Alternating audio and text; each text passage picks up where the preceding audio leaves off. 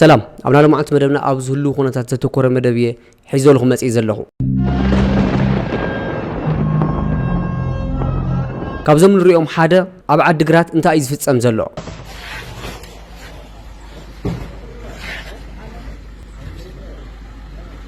انت أي خز قبر زلو أزي سراويت زخا نامن حيلي سراويت شعبية نبيت صحفت كتما عدقرات خبيبو بفرحي يمان تقام منع النابلة بخمزي نحلو يركب زبل بعد كنرينا كمون جيتا شورداون حدا عوي وسانا وسين له الناس هلسة جنرالات كاب سلطان علي وملو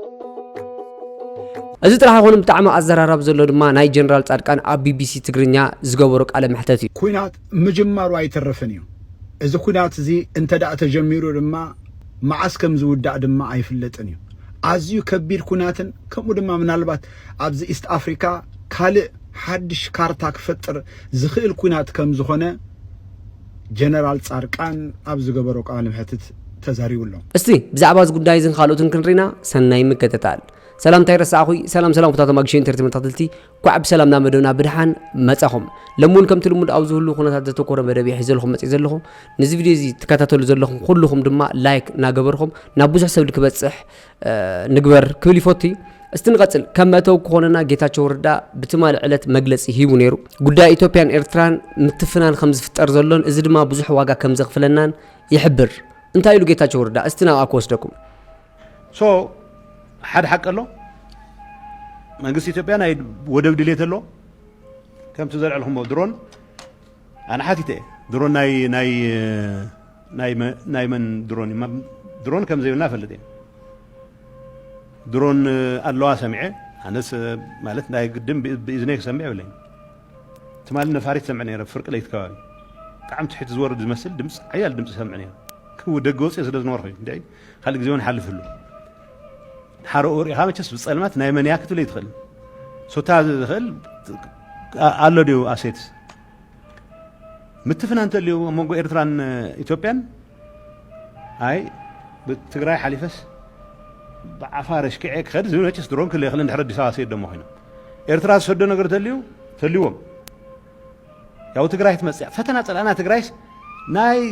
አብዙ ጎንጽ እዚ ምልክታት ዝረአዩ ለሆነታት ፈተና ጸላና ብዙ ጉዳይ ዝናአተለና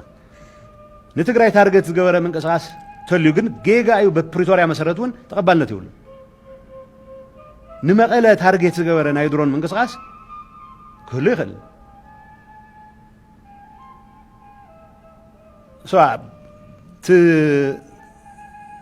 በዚህ ደረጃ ዝም ይስጠር ካፉልናውን ቀርሙ ሐቲተ ተገወሩ ግን ይገርመንኒ ንትግራይ ታርጌት ዝገበረ ግን በተሰምዕ መሰረት አይግበርን ዶክነብል ኮይና አስማሚና ሆስታይል ዝሆነ ናይ ጥቃት መስል ነገራት ከይህሉ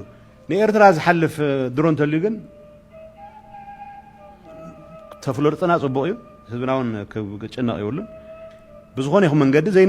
ዘይን ካላሆሎም ነገራት ክህሉ ከም ዝኽእሉ ግን ምርዳ ጽቡቅ እዩ ፕሪቶሪያ እናሃለወ ግን ብዙሆነ ይኹ መንገድ ትግራይ ታርጌት ዝገበረ ናይ ድሮን መንቀሳቀስ ክህሉ ዝብል እምነት የብለኝ ተልዩውን ፉሊና ኸስታይ ክንብሎ ማለት እሺ ማርክስ ልቲ ያው ጌታቸው ረዳ ተዛረው ሁሉ ሐቂ እዩ ናይ ኢትዮጵያን ኤርትራን ኩናት ተተጀሚሩ እቲ ዓውዶ ኩናት ዝካየድሉ ቦታ ኣብ ትግራይ እዩ ስለዚህ ድማ ፎቲና ይጸሊናይ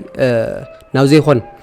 ምስቅልቅል ከምናኣት ድማ ዝተፈለጠ ነገር እዩ እዚ ጥራይ ኾነን ጌታቸው ረዳ ኣብዚ ቃለ መሕተት ዝገበረሉ ድማ ውድ ሕወሓት ናብ ስልጣን ከይመጽእ ክሰርሕ እየ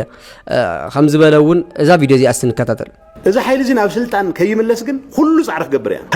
ካብ ሓይሊ ወጻኢ ዘሎ ጻዕር ክገብር እያ ላዕለዎት ኣዘዝቲ ብፁዓን ገይሮም ንባዕሎም ሕገ መንግስቲ መኽበርቲ ገይሮም ዘቕርብሉ ነገር ክህሎ ይኽእልን ሓሶት ሓገብ ክበሃል ይኽእሉ ኣለዎ እቲ ዝፈርስ ሕወሓት ተዘይ ብሒትዋ ዓዲ ትፈርስ እያ ዝብል ተሓሳስባ እዩ ዝፈርስ እሱ ክፈርስ ድማ ኩልና ክንሰርሕ ኣለና ነዚ ኮኪውኻስ ሓንጊርኻስ ናብ ስልጣን ንምድያብ ዝግበር ምንቅስቃስ አካል ግን ይሆን ብጽዕንቶስ በዘይ ጽዕንቶስ ንመቀለ ታርጌት ዝገበረ ናይ ድሮን መንቀሳቀስ በዚ ደረጃ እዚ ምስጥር ካፉልናውን ቀርሙ ሐቲተ ተገወሩ ግን ይገርመንኒ ሕዚ አቡዝሕ ናይ ትጉጅላ አኺባታት ተዳለው ስንቅ ዳሉ ምዕራብ በኃይል ክናአቲና ሓሶት እዩ ምዕራብ በኃይል ክናአቲና ዝባል ዘራ ሰራዊት አበይ ዘሎ ሰራዊት ምስ ኤርትራ ቅድሚ ኦልሞስት 2 ዓመት ከባቢ ርክብ ኢኒሼት ገርና ነርና ክሳብ ኣርባ ክሳብ ሓሰ ከባቢ ጽቡቕ ዝባል ርክብ ነርና ኣነ ብዘሎ ሁሉ ዝጀመርዎ ምንቅስቃስ ይፍልጥ ነይሩ ዘይትረኸቦም ዝል ካብ ቀዳማይ ሚኒስትር አብይ ዝመጽእ ነይሩ እሺ ማርክስልቲ ከም ትሪእዎ ዘለኹም እዩ ብሎም ዕለት እውን ጌታቸው ረዳ ሓደ ዓብዪ ውሳነ ወሲኑሎ ንሰለስተ ጀነራላት ናይ ትግራይ ካብ ስልጣን ኣጊድዎም ኣሎ እዞም ጀነራላት መን እዮም ዝብሉ ክነግረኩም እቲ ከም ትሪእዎ ዘለኹም እዩ ጀነራል ምግበይ ሃይለ ሜጀር ጀነራል ዮሃንስ መዲድ ከምኡውን ሜጀር ጀነራል ማሾ በየነ ካብ ሓላፍነቶም ተላዒሎም ኣለዉ ከም ትሪእዎ ዘለኹም ብደብዳቤ እዩ ዋኒኑ ግዜ ናይ ስራሕ እግድ ምፍላጥ ይምልከት ብዝብል ግዜያዊ ምሕዳር ማህተም ዘለዎ እዩ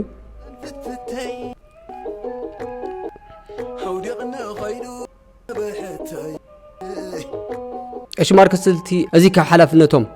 ዘልዕሎም ግዜያዊ ምሕዳር ትግራይ ካብ ሓላፍነቶም ንዞም ሰለስተ ጀነራላት ናይ ትግራይ ኣልዒልዎም ኣሎ እዚ ውሳነ እዚ ድማ ብዙሕ ተቃውሞታት እናመጾ ይርከብ ኣብ ልዕሊ ሰለስተ ጀነራላት ትግራይ ዝተወሰነ ውሳነ ኣይንቕበሎን ኢሎም ኣለዉ ቢሮ ሰላምን ጸጥታ ትግራይን እስቲ እንታይ እዮም ኢሎም ልብል ናብኡ ክወስደኩም ሰበር መረጃ ቢሮ ሰላምን ጸጥታን ክልል ትግራይ ሎማ ዓንቲ መጋቢት ተኸተው ዝወፀ መግለጺ ኣብ ልዕሊ ሰለስተ ጀነራላት ትግራይ ተወሲኑ ዘሎ ውሳኔ ምንም ነገር ከም ዘይንቕበልን ነገር ድማ ቆጢፉ ክረም ከም ዘለዎን ጻውዒት ኣቕሪቡ ሰራዊት ትግራይ ኣብ ውሽጢ ትግራይ ተፈጢሩ ዘሎ ፖለቲካዊ ቆይላው ኣብ ምስትኸልና ምትዕራይ ናሃለ ኣብ ልዕሊ ሰለስተ ጀነራላት ብኢድ ጌታቸው ረዳ ተኣጊዶም ዝብል ደብዳቤ ርኢና ኣለና ይኹን እምበር እዚ ስጉምቲ እዚ ናይ ናትካልና ሰራሕ ዘይተኸተለ ዘይስቆሎ ዘውርዶ ብሄናዊ ስጉምቲ ስለ ዝኾነ ተቐባልነት የብሉ ጥራሕ ዘይኾነስ ስልጣንካ ጠቒምካ ገበኛታት ንምክልኻል ንምቁፅፃር ዝግበር ዘሎ ፃዕሪ ንድሕሪት ዝመልስ ስለ ዝኾነ ቁልጡፍ ደው ክብል ንሓለትና ሒዙ ጀሚሩ ዘሎ ሕግን ሕገ መንግስቲ ናይ ምኽባር ስራሕቲ ተጠናኺሩ ከም ዝቐፅል ንህዝብና ነፍልጥ ኩሉ ገሊፆም ይቐኒየለይ እሺ ማርክስልቲ ከም ትሪእዎ ዘለኹም እዩ ጉዳይ ቢሮ ሰላም ጸጥታን እውን እዚ ውሳነ እዚ ኣይንቕበሎን ይብሉ እስቲ ስታሊን ኸ እንታይ ይብል ብዛዕባ እዚ ጉዳይ እዚ ቃለልን ይብልን ኣይግዳዩ ልክዕ ንምግበይ ግንባር ኣዛዚ ማሾ ግንባር ኣዛዚ ጆን መዲድ ግንባር ኣዛዝ ገይሩ ከምዚ ሸሞም ብደብዳቤ ከምዚ ሸሞም ኣውርደኩም ያውርደኩም ኣጊደኩም ኣጊደኩም ይብል ኣሎ እዚ ደብዳቤ ጽሒፉሉ ዘይሸሞም ናይ ሰራዊት ኣካል ዘይኮነ ሕወሓት ወኪሉ ናብ ግዜያዊ ምሕዳር ዝመፀ ሰብኣይ ሰራዊት ትግራይ ከፍር ሰራዊት ትግራይ ትፈርሰለኻ ንብሎ ዘለና ጽባሕ ንጎ ብልጽግና ሰራዊት ክመጽእ ተሎ መራሓ ዘይብሉ ሰራዊት ተትሪፉ ብሕብረት ዝቕጥቀጥ ብመናእሰይ ዝቕጥቀጥ ሰራዊት ገይሩ ሰተት ኢሉ ከይትትኩስ ሰራዊት ትግራይ ብልጽግናኻ ሰራዊት ይመጽእ ኣሎ ከይትትኩሰሉ ዝብል ዝበሃል ሰራዊት ክቐምጥ እዩ ዝደልዩ እኒኦ ብዙ ተሓሳስባ ጋንታ መራሓ እውን ክቐይር ጌታቸው ግንባር ኣዛዝ እንድሕር ኣጊዱ ማለት ኣይገብረን ይበሃል ብዙ ተሓዝኡ ነዚኣ ሎማ ኣንቲ ብሬኪንግ ሚድያ ፀዊዑ ምስ ግብፂ ይራኸቡ እዮም ይፈልጥ እየ ምስ ኤርትራ ከም ዝራኸቡ ይፈልጥ እየ ዋዩ ባዕለ ይራኸብ ነይረ ዘለና ድሓን ንስኹን ሓልፎ ኢሉ ክንደይ ብሬኪንግ ኒውስ ሎማ ኣንቲ ውና ኣይኮ ምስ ግብፂ ከም ዝራኸቡ ስለጌርና ሎማ ኣንቲ መን ሰራዊት ዲ ዝራኸብ ሕወሓት ዲ ዝራኸብ ኣብኡ ዘሎ ባይቶና ዲ ዝራኸብ ጂኤስኤስ ዲ ዝራኸብ ኣይናይ ኦርጋን ዘሎ ከም ዛረብ ኣይነገረና ባይዞ ሰራዊትን ወይኑ መለስ ኣኪሶ ትገብር ዘለኻ ሕወሓት ድዩ ሰራዊት እዩ ኣይነገረና ዘሎ ምስ ግብፂ ሰራዊት ኢልዎ ማለት ንሕና ሬኮርድ ኢና ዛረብ ከስማዕኩም እየ እዚ ምስ ግብፂ ኣዛዚ ሰራዊት ነጊር ተዛሪቡ ኢልዎ ሕዚ ብዙ የተሓሳስባ እንታይ ኢና ወዲ ወረደ ኣዛዚ ሰራዊት ኣይኮነኒ ብሓፂሩ ሓሊፉ ነቲ ሰራዊትስ ይግድ ክሸይም ፕሮሞት እውን ክገብር ገለ ይኽእል እዩ ማለት እዩ ወዲ ወረደ ውረድ ምግበይ ምፃእ ገለ ኢሉ እውን ካብ ታሕቲ ተምፂኡ እውን ጋንታ መራሒ በጠለ ንመራሒ ገለ ክገብር ይኽእል ከውርድ ይኽእል ከሸይም ከውርድ ይኽእል ማለት እዩ እሺ ተተልቲ እስቲ ናብቲ ዝቕፅል መደብ ድማ ክወስደኩም እሱ ድማ ሓደ ናይ ጀነራል ጻድቃን ኣብ ቢቢሲ ትግርኛ ዝገበሮ ቃለ መሕተት እዩ ኩናት ምጅማሩ ኣይተርፎን ይብል ጀነራል ጻድቃን እስቲ እንታይ እዩ ኢሉ ንስማዕስ ኩናት ምጅማሩ ኣይተረፍን እዩ እዚ ኩናት እዚ እንተዳእ ተጀሚሩ ድማ መዓስ ከም ዝውዳእ ድማ ኣይፍለጥን እዩ ኣዝዩ ከቢድ ኩናትን ከምኡ ድማ ምናልባት ኣብዚ ኢስት ኣፍሪካ ካልእ ሓድሽ ካርታ ክፈጥር ዝኽእል ኩናት ከም ዝኾነ ጀነራል ጻድቃን ኣብ ዝገበሮ ቃለ መሕተት ተዛሪቡሎ ኣብዚ ኣብ ኢትዮጵያ ዝግበር ኩናት ንትግራይ ከም ዓውደ ኩናት ሻዕብያን ብልጽግናን ክጥቀሙላ ይኽእሉ እዮም ኢሉ ይዛረባሉ እዚ ጥራይ እውን ኣይኮነን ምናልባት ኣብ ውሽጢ ትግራይ ዘሎ ሓይልታት ድማ ምናልባት ካብ ገበን ንኽመልጡ ወይ ድማ ገበን ተሓተቲ ንኸይኮኑ ምእንትን ምሻዕብያ ይሰርሑ ከም ዘለዉ ድማ በፂሕናዮ ኣለና ኢሎም ኣብ ቲዲኤፍ ዘለዎ ሓይልታት ምሻዕብያ ከም ዝወገኑ ኣምሲሉ ይዛረብ ከም ዘሎ ዝፍለጥ ኮይኑሎ እዚ እዋን እዚ ድን ንሱ ምስ ብልጽግና ይሰርሕ ከም ዘሎ ብዝተዘዋዋሪ መንገዲ ይዛረባሉ ምክንያቱ እቲ ውግ እዚ ምናልባት ክፈጥሮ ዝኽእሎ ነገር እንተልዩ ናይ ካርታ ምቅያር እዩ ዝብል ዘሎ እዚ ማለት ዓሰብ ክንወስዳ ኢና ዝዓይነቱ ዘረባ እዩ ዝኸውን ዘሎ ስለዚ ኣብዚ እዋን እዚ ዘሎ ህሉ ኩነታት ምናልባት ንህዝቢ ኤርትራ ከቢድ ከም ዝኾነ ምንም ንስሕቶ ነገር የለን እዞም ብልጽግና ይስዑር ዝብሉ ዘለዎ ሰባት ግን እንታይ ዓይነት ቃልሲኦም ዝቃለሱ ዘሎ ኣንወል ሓንቲ ክርዳእና ኣይክእልን እዩ ንሕና ትግራይ ትስዕር እንብል ዝነበርና ኣብ ትግራይ ንዝነበሮ ከቢድ ኩነትን ከቢድ ህልቂትን ከቢድ ዝኾነ ጨፍጫፍን ብዓይንና ብእዝንና ርኢናን ሰሚዕናን ስለ ዝነበርና እዩ ኣብ ህዝብና ግን ከመይ ኣቢልና ኢና ኣብ ጎኒ ህዝብናን ሰራዊትን ኣለና ምባል ገበን ክኸውን ዝኽእል ስለዚ ኢትዮ ፎረም እንታይ ኢሉ ነዚ ሓበሬታ እዚ ከም ዝጸብጸቦ ሰምዕዋ ሰናይ ምክትታል ሓድሽ ነገር ተልዩ ከፍልጠኩም እዩ በአስመራና አዲስ አበባ ጸብ ምክንያት ትግራይ ጦር ሜዳ ልትሆን ትችላለች ሲሉ የክልሉ ምክትል ፕሬዚዳንት ሌተናንት ጀነራል ጻድቃን ገብረትንሳኤ ገለጹ። ምክትል ፕሬዚዳንቱ የጦርነቱ አይቀሬነት እውን እየሆነ ነውም ብሏል።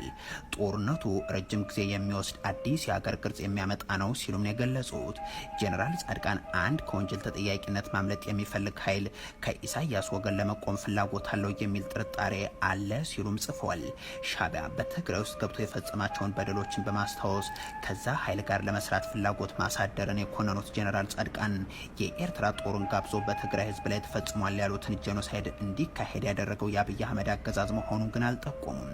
አዲስ አበባና አስመራ ወደ ጦርነት ቢገቡ የትግራይ አቋም ምን መሆን አለበት የሚለውን ጉዳይ ግን አስቀምጠዋል። በ1990 ዓ.ም ኢትዮጵያ ሻዕቢያን በወረረበት ወቅት የሀገሪቱ ጦር ጠቅላይ ኤታማዦር ሹም የነበሩትና የኢሳያስ አፈወርቂ ሰራዊት ለሽንፈት የተዳረገበትን ጦርነት የመሩት ጀነራል ጻድቃን እንደ ሻዕቢያ ያለ ዘራፊ መንግስት የለም ብሏል። ሻዕቢያ በ1990 ኢትዮጵያን በወረረበት ወቅት ብቻ ሳይሆን በኦህዴድ ብልጽግና ግብዣ 1 ሚሊዮን ኢትዮጵያን ትግራይ ውስጥ የጨፈጨፈበትን ጦርነት ለመከላከል የተቋቋመ ኮማንድ ፖስት አባል የነበሩት ጀነራል ጻድቃን የኤርትራው መንግስት አሁንም ከአዲስ አበባው አገዛዝ ጋር ተዋግቶ ትግራይን ጦር ሜዳ ሊያደርግ ነውም ብለዋል። እሽማር ክስልቲ ጀነራል ጻድቃን ከምስ ሰማዕኹም እዚ ኩናት እዚ ተተጀሚሩ ብዙሕ ዋጋ ከም ዝኽፍልን ከምኡውን ሓድሽ ካርታ ከም ዝመጽእ ኣብ ቀርኒ ኣፍሪካ እውን እናሓበረ ይርከብ እስቲ ናብቲ ዝቐጽል መደብ ድማ ክወስደኩም እሱ ድማ ብዝኸጽ ዓዚ ኣብ ትግራይ እንታይ እዩ ዝግበር ዘሎ ዝብል እዩ ኣብ ከተማ ዓዲግራት መብዛሕትኡ ሰብ ኣብ ፌስቡክ ብፍላይ ድማ ሼር እናተገበረ ነይሩ እሱ ድማ ከምዚ ዝብል እዩ ሰራዊት ሻዕቢያ ንቤት ጽሕፈት ከተማ ዓዲግራት ከቢቡ ብፍርሒ የማን ጸጋም መናዕ እናበለ ብኸምዚ እናሓለዎ ይርከብ መን ሰራዊት ሻዕቢያ እዮም ዝብልዎ ዘለዉ እስቲ ሓንቲ ቪድዮ ላ ንከታተል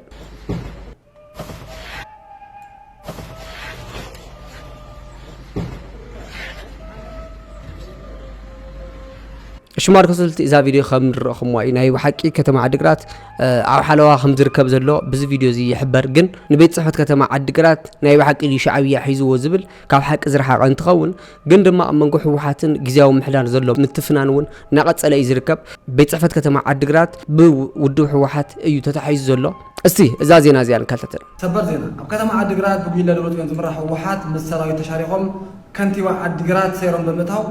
استفالي بدأت أبصح مالله زون هزبن سراويتن نام تفران أتيالله زي فيديوون دقايق مكبتكم لا بزمن كتو أكل ريبورت شير كومنت ناقبركم أبصحوا سنايكن شو ماركس زازينا خمس سمعهم وأيو عزيز حزن ت سراويت تكراين هزب عدقراتن نابزي خون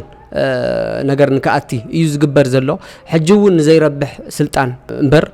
ናይ በሓቂ ለህዝቦም ተሓሊቆም ወይ ድማ እቲ ልግበር ዘሎ ነገር ለህዝቢ ሓልዮም ይኾን ዝግብርዎ ዘሎ ሕጅውን እቲ ህልኽን ክርክርን ናብ ዘይኾነ ነገር ንከንኣቲ መብዛሕትኡ ሰብ ስጋኣቱ እናገለጸ ይርከብ ከምኡውን ጋዜጠኛ ሲሳይ ወረስውን ሓደ ፖስቱ ነይሩ እንታይ ይብል መቐለ ከቢድ ደመና አንጸላሊዋ ኣሎ እቲ ወግዒ ብዛዕባ ደመና ይኾነን እዩ ዝብል ዘሎ ሕጅውን እዚ أمونجو حوحاتن جزاو محدارن زلوا متفنان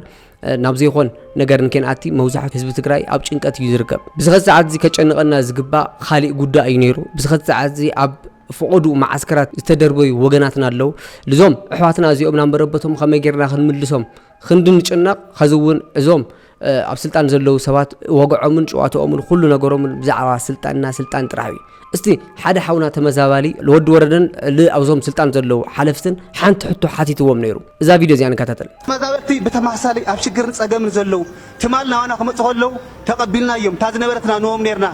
كتما نبرتي خمشيرنا سلاسة حزقنا بشكر نكراني يوم زلو زوم سوات زيات متبسوات نحسو لهم حموش عامة تبتقى بشكرن ود ورده حانت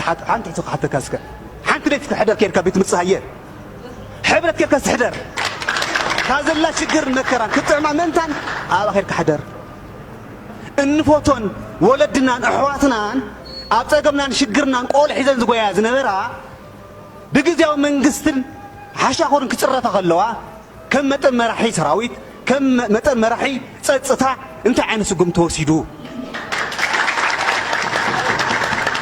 أنا أديك سدن خلا شيء بجنباركا أبدي أيريكان إلى قولت من خلا أنا كتصرف كلا نمنتاي أتعبوا كتصرف كلا نمنتاي تقال لا يبغانو زحافرو لجزية بتسين حجي بمن مرارها ما يمر خنا أتخلنا ناكتما تاينيرو بسرعة تقبلهم من هذا العلل الليلو لو مجن بأخذكم بمرارها بمقدار زحافرو لجزية موتيو بانا دزوارا زيلو أنا زحبو لجزية خوينو أرمي إسلام شدشتن اتاجقنا أرمي بتعم زحزن سساتي تتوكسنا خالي خالي زبها النيرو أرمي إسلام شدشتن اتا نطلع تهدن اتجقنا زمرحا تايقد بها النيرا خمزي هاجرهم شمارك سلتي إذا حاولنا الزلع حساب كله تخكلي بفلاي مرحتي نهاية تقراي سي حدا معلتي مزوم تمزابل تخيدكم أفتا كيندا حنت معلتو ندقسوستي كاو تا سقاي تا ጭንቀት እታ ጸበባ ክትፈልጡ ዋይኹም እቲ ስምዒት እውን ክርደኩም ይሽዒቱ እስቲ ሓደ ሓውና እውን ኣሎ ብዛዕባ እዚ ጉዳይ እዚ ሮይደይ ዞም ጉጅለ እዚኦም ምስቲ ትማሊ ሰራዊት ሻዕብያ ልውልዎ ነበሩ ኣብ ፖለቲካ ቋመ ጻላይ ኣየለይሎም ተዓሪኦም ብሓደ ተሰሪሖም ተም ጉጅለ እዚኦም ለለ መስቲ ትማሊ ኣምባገነናዊ መራሕና ጨፍጫፍ መንግስቲ ልውልዎ ነበሩ ኣብ ፖለቲካ ቋም ጽልኤለይ አሰላልፋን በይጸላእ የብልና ኢሎም ሙዚ ምስራሕ ተጀሚሮም ለቃ ዓበይቲ ሞቱ ምሽክን ህዝብ ትግራይ ዲማ ምስ ህዝብ ምሕራቅ ቋም ጽልእ ነይርዎ ወይስ ምስ ህዝብ ኤርትራ እዩ ጽልእ ነይርዎ ላበይ ጀሪሱና ማኸዱ ተማሪያ ሁሉ ነገር የብስሙኩም ይዲሞት ላበይ ሓዲኩና ኸዱ ዝሮ በሓደ ገጹ ይሓበና እንዲለብል ችግር ናይና እዩ አንጨብጨብት ምዃና ማለት ስቕን ኢልካለይ ምሕሳብ እንዲ ድሕሪ ከዚ ግን መስተውዕል ለካ ሽምባርክ ስልቲ እዛ ሓውና ዝውን ለሃው ሓሳብ ትኽክል እዩ ኣስተውዕልቲ ንኹን ምስሊ መጻይ ንኹን ከምኡውን ሓተት ንኹን ንምንታይ ኢልና ንሕተት እስቲ ኣብዚ ድማ ኣለው ካብ ተመዛበልቲ ኣሕዋትና ናብ ግዝያዊ ምሕዳር ኸይዶም ነይሮም ግን ድማ ግዝያዊ ምሕዳር ለሃቦም መልሲ ድማ ኣዝዩ ዘሕዝንን ዘሕፍርን እዩ እንታይ ኢልዎም ዝብል ካብ ኣፎም ስምዑ ድምፅኹም ድምፅና ስምዑልና ካብ ሎማዓንቲ ጀሚርና እንንቀሳቐስ ኢና ዓድና ክንኣቱ ኢና ዝብል እዩ ትልእኽተና ወከልቲ ልእኩም ድግኖሽን ተኣኹም ተዋሂልኩም هاي مرسي توهايكم سرقان تاعكم وزي أورسينكم زي الاستعراض. أوه نحنا تا مرسنا نسايا تا منطقتنا هذه أب دجن بيرونا زلنا أو دجن بيرو متينا حسابنا كنقرب بعد توكلت سرينا أنا تايزل ملاش متينا بزي ميديا أتو ميديا بحالجن كاتي ولنزل ملاش نارهبنا نحنا دمو تن ميديا تاسنا ملكنا إيه ناي كل هذا تقرأ الدين تزجاو حنبر كالي زفتو تأمر يلا قد ما يدون آتينا نيرنا أنا تقرأ تبي كالت ميدياتاتو نيرم آتينا أنا لعلم إتساف نخون بوزح نجار تواهير بوزح نجار قريبنا أنا حنت راح يا حليفة بريزيدنت كيتا تشوردا تن مستمع دولتي دوام عراق زيتيوم زيت ترحم حليفة منا إذا أخن بدينا أتوني نانو لنا دم لو ما أنتي إذا أنا خذ جالنا ناوز بيروسي أنا أتون فلذي ناهي تقرأ ميدياتاتين تين ميدياتاتنا حزنا كن أتو سمعنا لنا أي أتو أي ميدياتات بينهم أتوينهم لنا نحنا أنا أتني لنا أذا أخوينا أذا أقرب بيرو أم خوينا أذا أقرب بيرونا يا أخوة عنا بيرايا أذا أقرب بيرونا خوينا دمتنا خنا سمعنا العالم عالم فلوتنا أنا لنا هذه فيدرال منجست يكون جزاو منجست تقرأي دياسبورا تقرأي ودرات تقرأي ودو حدنات أفريقيا ودو حورات هاجرات حورات أمريكا كله بزعمنا زملكوته أكال يسمع لنا تعاطفنا الموتيل كندا ننقص لنا أنا الله منقص دمر لنا أنا كاوغور لنا وطينا بعلنا نجور نجر نجبر تجدينا لنا سلذي دمصنا سمعنا علامات زنجور لنا تجدينا أو كندا نزي ممات تبتنا نزي مترف كم هزي نزي متفا نجور لنا منقص ዓለም ፍለጠልና ኢና ንብል ዘለና ብዘጋጣሚ ህዝቢ ትግራይ እውን ክሳብ ህዝቢ ሓደ ኮይና ኢና ተቃሊስና ዓድና ንክንመለስ ስጋብ ህዝቢ ልዕሊ 2,000 መናእሰይ ወለዶም ገዝኦም ገዛ ወላዲኦም ገዝኦም ከእቱ ኣብ በረኻ ተሪፎም እዮም ደቂ ምዕራብ ደቅና ካብ ጀሚሩ ማለት እዩ ስለዚህ ደቅና ዝሞትሉ ዕላማ ከምቶ ይተርፊ ደቅና በረኻ ንኣና ከእቱ ሞይቶም ንሕና ከዓ ኣብ ኬንዳ ኣይንመውትን ኢልና ኢና ተሲና ዘለና ስለዚህ ድሕሪ ህዚ ንምሕፆና ኣካል እውን የለን ድሕሪ ህዚ ውሰደና ንብሎ ኣካል የለን ናትና መንግስቲ ከም ዘይብልና ኢና ቆሪፅና ዘለና ሕዚ ስለዚህ ፅባሕ ካብ ፅባሕ ምንቅስቃስ ንጀመርና ቶም ናትና ንብሎም ዘለና መንግስታት እውን መንግስትና ከም ዘይኮኑ